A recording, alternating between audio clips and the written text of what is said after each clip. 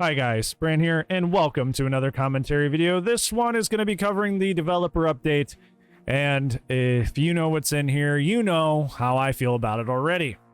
But I'm going to go over it a little bit with you. I'm not going to go over it too in-depth.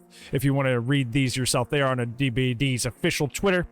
If you want to go word for word by it, I'm just going to cover some things, because there are some good things in this that I do appreciate, but you're going to see that there's specifically one thing in here that I find very, very frustrating, on top of other problematic things that kind of make this a very puzzling developer update.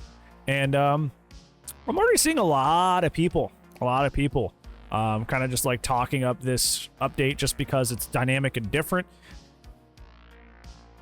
But that's not, it has to be good too. It has to be good too, so let's go ahead and talk about it. All right, so the good thing that is actually coming from this dev update is that there's actually quite a lot of little quality of life and accessibility changes that are coming into the game that's going to be really, really nice. First, we have blood web improvements. There's two things now that there is a blood web chain. So essentially, if you click the far end of one of these nodes, like you say, if you want this rotten oak over here, you will automatically go from the center all the way down to it.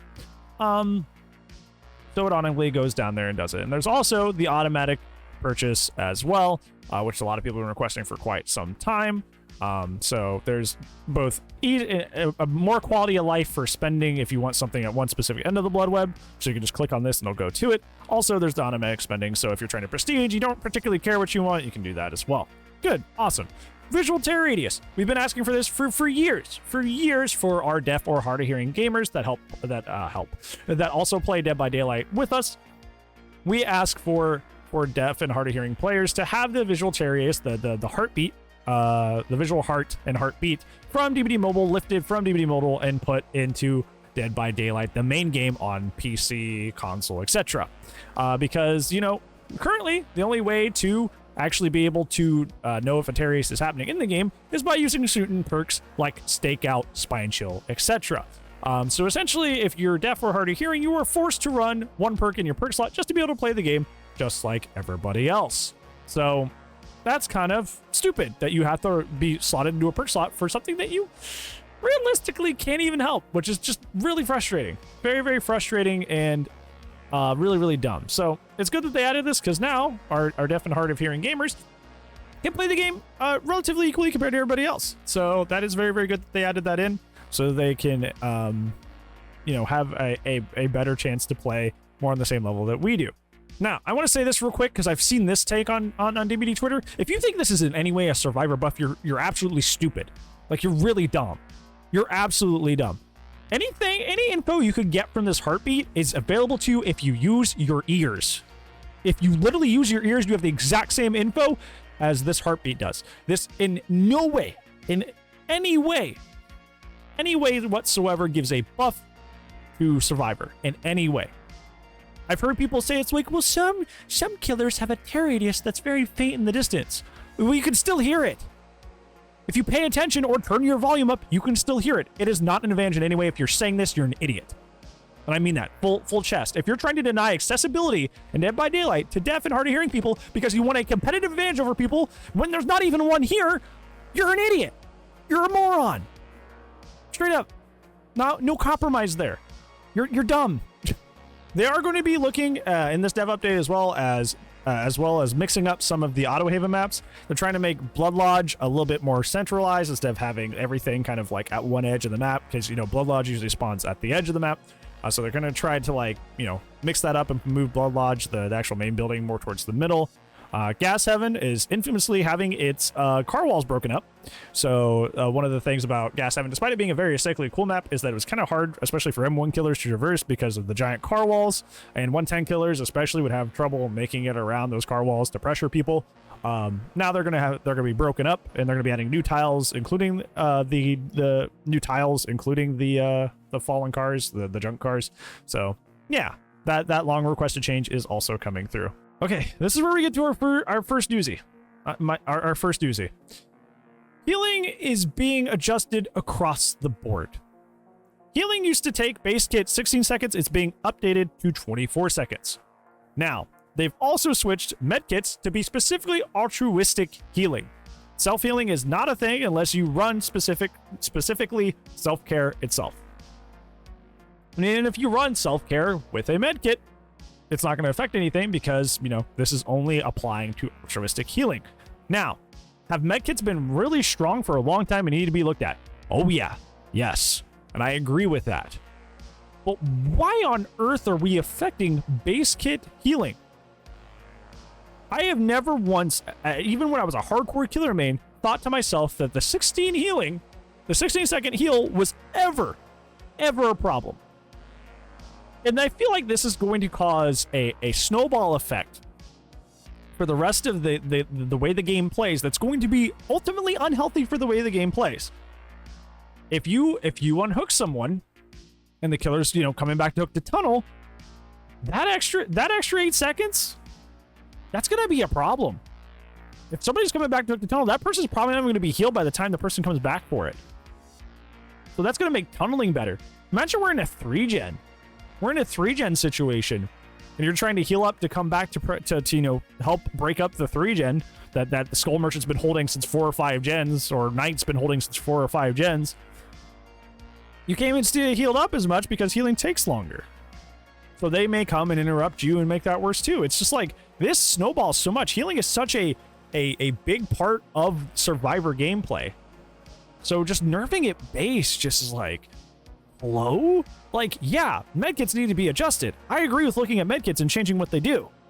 But like, base kit healing across the board without adjusting things like sloppy and thanatophobia? Like, brother, what were you thinking?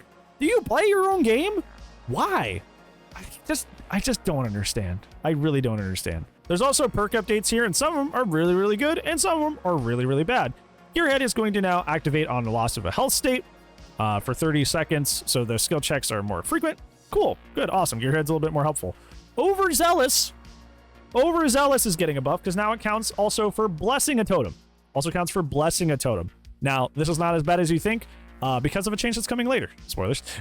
But still, why are we buffing a Gen Rush perk? Why? Why are we buffing a Gen Rush perk? I don't understand. Why are we doing that at all? Don't know. If you're going to Pain Res, this is going to be the one that probably makes the most people angry. Because Pain Res, despite how strong and annoying it can be sometimes, is a earned slowdown. It is a earned slowdown. You don't just get that for free by dry kicking a gen. This is earned by, not only downing and hooking somebody, but also just having the right RNG that the Scourge Hook is even around in the first place. So, now, the perk starts with 4 tokens, and the first time each survivor starts so unique hooks, the generator with the most progress will explode and lose progress like it does now. So, essentially, this only counts 4 times. You can only get 4 uses out of Scourge Hook Pain Res, so there's a cap now. And it's not like 4 uses on the same guy. It has to be unique hooks every time. It's almost like a barbecue, except for slowdown. Except barbecue works the whole match and doesn't stop working after you get the first 4 people, the first 4 unique hooks. Back when old barbecue gave you stacks, right? Barbecue didn't stop working back when barbecue gave stacks. Once you got 4 stacks, the perk didn't turn off. But this one does now. I think that, there were so many more things you could have done with Scourge Hook Pain Res if you didn't want it to be meta. Honestly, the easiest thing you do is just make Scourge Hooks rotate.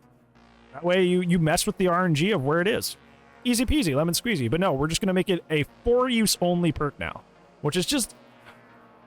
I don't get it. I don't understand. Now, this is the one that a lot of killer mains will probably rejoice for. Dead Hard has essentially been destroyed. Dead Hard's also been just taken out back because Dead Hard now can't activate unless you have safely unhooked somebody previously in the match. You have to unsafely hook somebody to make your Dead Hard active. So now there's a prerequisite for it. Is if you safely unhook somebody, now Dead Hard is active. So it's very, very heavily limiting the uses or the amount of times you can actually use Dead Hard. Now, Dead Hard is very, very strong. Top 5 perks in the game still. But I've been a full proponent that I think that Sprint Burst and Life have been stronger since the Dead Hard nerf. Aside from, matchups against specific killers that, precision killers, rush killers, that sort of thing. So yeah, now that this is gone, we're going to see or not gone, but very, very weak. We're going to see the onslaught of Sprint Burst and Life, which you've probably already started to see in your games. A lot of people are just now kind of migrating to Sprint Burst and Life and, the whole get away from me meta. that's going to come into popularity now that Dead Hard is essentially in a very, very poor state of like, hey, the effect is really good, but now it's barely going to happen.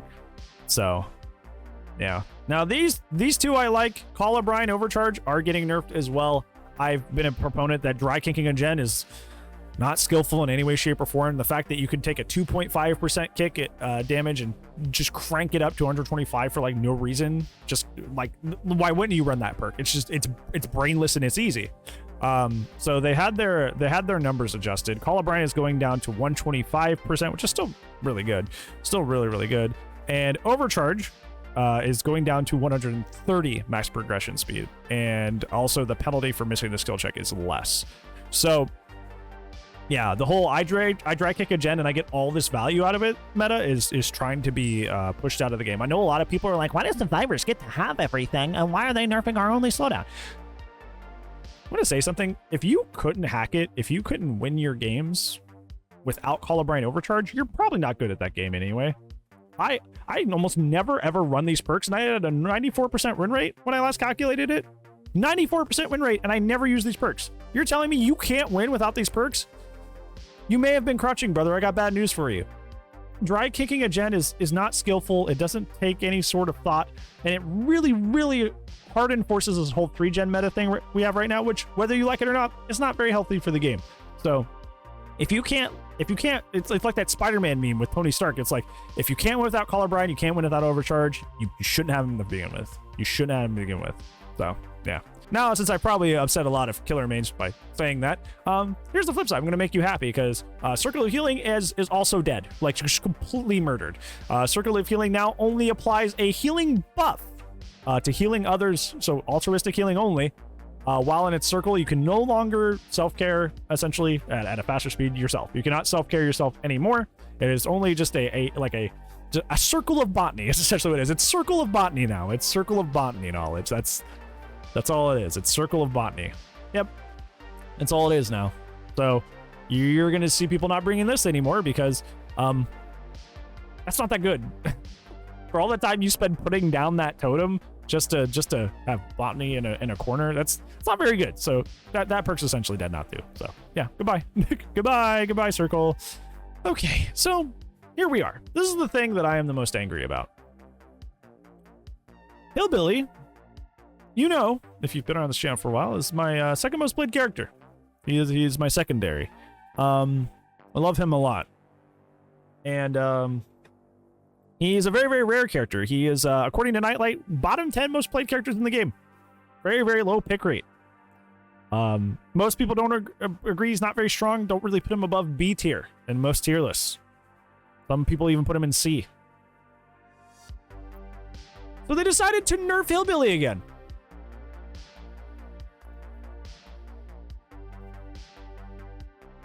Literally, why?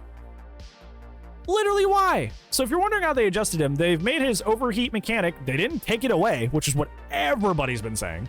Everybody's been saying is take it away. Overheat now just isn't as bad in chase, but is longer on sprints, or is worse on sprints. So they adjusted it to where, you know, you can do the whole curve thing a little bit better. At the same time, they are also nerfing the engravings, both of them. They provide less movement speed and increase more heat for overheat. So you can't curve, which is why you buffed the overheat to not charge as much and chase. So you're not going to be doing that. So you made overheat worse for travel, which you'll be doing more because you won't be curving as much. And you nerfed engraving, so you definitely won't be curving. Like, literally, this is just like, this is essentially a net nerf to the character. The adjustment to the overheat is not enough to really, like, it's like you buffed it one way and then made it way, way worse in the other aspect, and now you're making engravings bad. It's like, why? This is the nerf to the character. This is a flat nerf to a character that already wasn't played and already wasn't very good. Like, what in the hell are you doing? Like, do you literally play your own game? I am dead serious. Like, I know we say this a lot, it's kind of like a joke, but like, literally, do you play your own video game? What is this? Who came up with this? Who signed off on this? You already made one of the weakest characters in the game even weaker. Like, what are you doing? I don't get it. He's already not played. He's already not strong. Why are you giving him a net nerf? Like, are you stupid? Are you actually dumb? How did this go through? Multiple people looked at this and said, yeah, that's okay. That can happen. Why are you nerfing this character? So stupid. So dumb. Anyways, Pig's getting a small buff to their crouch add-on, the John's medical file. It's up 4%. That's cool. Oni's getting some small buffs to his blood absorb add-ons and his blood absorb add-ons. They're quicker now. Blindness is now longer on the Nightmare's blindness add-ons, which doesn't really matter. Executioner's egg add-on, which gives him killer instinct, is now 3 seconds instead of 1.5. Once again, that also doesn't really matter. Clown's pinky finger, which is very annoying, down from 3 to 2 max bottles, which is cool. I like that because pinky finger does make him a camping demon. They're removing the way flashlights work with killer powers. Wraith is no longer burned. Nurse is no longer burned. Artists, you can't really get rid of the birds anymore. Which I think is kind of silly because Artist is already really, really strong. So like that actually did help sometimes, especially in like Swifts and in groups where you're like, oh, I'm covered in birds. You could have, somebody run by and like, flashlight active birds or, that sort of thing. It was actually an actual fun counterplay to this character that was already like top 5 in the game, but now that's just gone, so that's cool. At least with like Nurse, you didn't really get to burn her very often, so like it kind of doesn't matter. Despite her being the best character in the game. Artist, there was actually people actively did this, so that's kind of sucky. So Hag is the most interesting change here because obviously flashlights were the main way you countered this character to begin with. You have the ability to now wipe away traps instead, since the flashlight doesn't do that anymore. You have to spot it, crouch, walk over it, and then they said several seconds wiping it off. So I don't know, this one's interesting. I don't know if this will be like good or bad for her. I'm not a Hag expert. I don't even play her really. It's like with a few characters I just don't play, so it's something we'll have to see. So yeah, they're gonna be doing last thing really tiny. They're doing like riffs and sub riffs and weird stuff to that. So yay, riffs are gonna be a little bit more interesting, whatever. But yeah, very disappointed by this. I feel like 90% of what I read disappointed me. And I'm not trying to be a negative Nancy, but like 90% of what I read disappointed me. 90% of what I did was read was just bad. The base kit healing did not need to be changed. It was only med kits. Nerfing Hillbilly, like what are we doing? Why are we nerfing Hillbilly in 2023 unironically? Like unironically, we're actually just trying to make people never play that character again for some reason. We nerfed the skillless slowdown, but one of the skillful slowdowns, Pain Res, is being punished for no reason. So that's dumb. Why speaking of slowdown, why did we nerf base kit healing, but we didn't adjust Sloppy and Thana, who like, it's just like these changes feel like they're made by people who didn't play the game. Like they feel like they're made by people who don't play. It's just so puzzling, and I'm so disappointed. And I once again, like I said at the beginning of this, there are people out there like, wow, this is actually really dynamic and different, so therefore it's good. It's like, I don't know about that. I don't know about that. I really don't. So yeah, I guess we won't know. Truly we won't know until the mid chapter actually goes through how these lay out. But I am not eager. We have two very underwhelming chapters back to back. We have the DDoS situation returned because it's been there for years, and when they finally start investigating it, they're like, oh, we can't find anything. That's cool. And now mid chapter's like, hey, Hillbilly dead. Hey, guess what? Medkit, just base kit healing, just nerf across the board. Screw you. It's like, it's just, I have a very bad feeling that if this anniversary or this next chapter is bad, I don't feel optimistic for the game. I really don't. You were whammy after whammy after whammy after whammy. Like, I just made that video like trying to be like, hey, let's see the positive things right now, because like the things seem kind of bleak. And you just keep hitting whammy after whammy after whammy. Just bummer after bummer after bummer. night into Skull Merchant, into the DDoS, into this, and it's just like you were off the rails right now, and you're frightening me.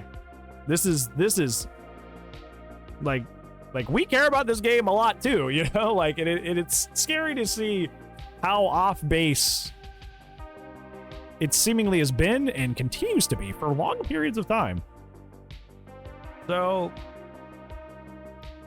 I don't know. We'll see how this pans out, but I am not optimistic. So yeah, what did you think about the mid-chapter changes? Do you think they're going to improve the game or make the game worse? Let me know down in the comments below. That's going to be it for today's video. Thank you so much for watching. But I do upload daily, so I'll see you tomorrow. But if I don't, I'll see you when I see you. Goodbye.